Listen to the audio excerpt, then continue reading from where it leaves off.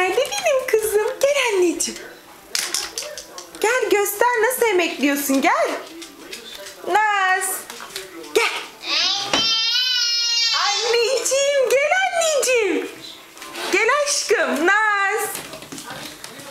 Where are you going? Where are you going? Come on. Come on. Come on, girl.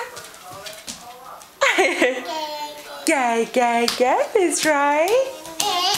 Aferin anneciğim sana. Anne, anne, anne.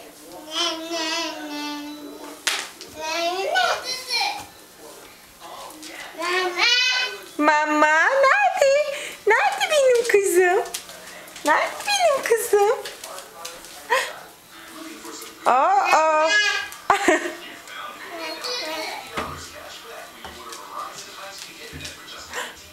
Neler yapıyorsun sen? Dolaplarımı karıştırıyorsun anneciğim sen. Gel. Gel. Hadi gel abini bulalım. Nerede abi? Nerede Alex abi? Nice. You did it? All right. Come on. Gel. Olmaz.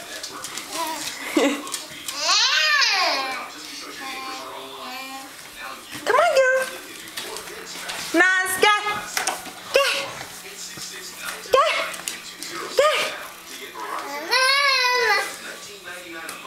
Gel. No.